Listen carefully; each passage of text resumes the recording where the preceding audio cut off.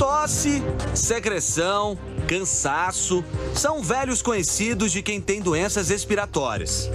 Quando a gente puxa o ar e os brônquios não enchem, a gente fica com um sufocamento. Coceira no nariz, coceira na garganta. Se ela ataca muito forte, eu lacrimejo. E o novo coronavírus tornou-se uma preocupação a mais para essas pessoas. Eu trabalho remotamente dentro da minha casa e eu só saio se for muito necessário mesmo. Quando começa a coçar a garganta, os olhos começam a inchar, eu já tomo um antialérgico. A asma e a rinite são espectros da mesma doença e estão frequentemente associadas. É estimado que no mundo e no Brasil, cerca de 10% da população tem asma e cerca de 30% da população tem rinite alérgica. Ou seja, 1/3 da população tem algum tipo de alergia respiratória. E é muito comum elas virem juntas, a asma e a rinite. A asma atinge mais de 20 milhões de pessoas. Todos os anos, o Ministério da Saúde registra, em média, 350 mil internações por conta da doença, o que faz da asma a terceira maior causa de hospitalizações no SUS. A asma é uma doença inflamatória das vias aéreas e a inflamação das vias aéreas faz com que uma musculatura que tem ao redor dos brônquios, que em espiral, ela se contraia. E isso aí é o principal, ou um dos principais fatores que tem o chiado no peito. O tratamento se dá principalmente por meio de medicamentos de inalação. Desde pequena eu faço acompanhamento médico e eu faço uso de medicamentos como a bombinha, por exemplo, e eu faço bastante inalação também. A estudante tem asma desde os 4 anos e, graças a esses hábitos, controla bem a doença. Por conta dos medicamentos que eu tomo e o acompanhamento médico que eu faço, faz muito tempo que eu não tenho uma crise que seja preocupante. A rinite alérgica também é uma inflamação das vias aéreas provocada por estímulos bastante variados.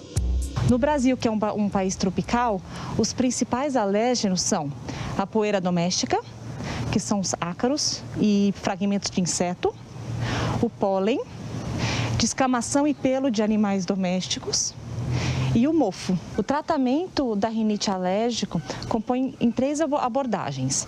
A primeira é a farmacológica, tá? Que são os típicos antialérgicos, corticosteroides, descongestionantes nasais. E por último, nós temos uma opção que são as vacinas. Desde a infância, Danusa tem rinite alérgica, um problema que se agravou ao longo dos anos por causa da profissão dela. Eu sou professora, trabalho com giz e toda vez que eu estou trabalhando, todos os dias praticamente eu tenho crises alérgicas. Os olhos começam a inchar bastante e aí eu começo a ter coceira no nariz. E aí começam espirros contínuos. Eduardo também teve que aprender a lidar com esse problema. A gente que tem rinite alérgica tem um cheiro que é específico, que somente nós que temos esse quadro clínico sabemos. É um cheiro tipo de roupa guardada, é um cheiro de uma almofada, de um sofá. Tá toda hora suando o nariz e se ataca muito forte, aí começa a lacrimejar, é muito desconfortante. Para controlar as crises, ele tem uma dica de ouro. É você lavar o nariz com água corrente. Isso não custa nada e é uma dica super valiosa, porque você, se for um ácaro alguma coisa, você tira e isso alivia. A especialista também recomenda uma atenção extra à higiene da casa. Isso porque, mesmo sendo doenças crônicas, crises de asma e de rinite podem ser prevenidas. Importante deixarmos os ambientes bastante arejados, janelas abertas, portas abertas. Evitarmos objetos que acumulam poeira doméstica, como bichinhos de pelúcia, cobertores, cortinas, tapetes. Na hora da higienização da casa, dar preferência para panos úmidos, ao invés de varrermos ou passarmos o espanador, que podem muitas vezes espalhar a poeira doméstica. Para a Ana, tudo isso já virou rotina. Não pode ter tapete, cortina, nada, porque tanto eu como os meus filhos sofremos com este mal. Quando eu fico correndo, eu fico com muita asma. A asma tá que eu fico com muita falta de ar. Eu tenho todo, rinite, sinusite, asma, bronquite, né, vem com o pacote todo. Aí tem que levar bombinha, tenho sempre que estar fazendo inalação na semana. Mesmo com todos esses cuidados, é só baixar a temperatura para o problema se agravar. Com a chegada do inverno, a gente acaba se fechando mais no conforto de casa. Só que esse hábito cria um ambiente propício para ácaros e fungos, organismos que provocam reações alérgicas, principalmente em quem tem problemas respiratórios. Especialistas explicam que, embora os sintomas da asma e da rinite sejam diferentes, as duas possuem gatilhos em comum. Toda doença respiratória tem um risco maior de ter sua exacerbação no inverno, né? Aqui no Brasil, especificamente, o inverno costuma ser frio e seco, né? Com isso, você tem uma aglomeração de pessoas em ambientes mais fechados, você tem exposição maior aos alérgenos, né? Existe o risco de você ter maior de infecções virais. Entre essas infecções virais, neste ano temos uma agravante, a Covid-19. A doença preocupou ainda mais quem já tem motivos de sobra. Qualquer paciente que seja um pneumopata crônico, ele tem um risco maior de desenvolver qualquer infecção respiratória que seja, e aí o Covid entra nesse aumento das infecções. Mas isso não é uma regra, né? Isso aí Covid a gente trata caso a caso.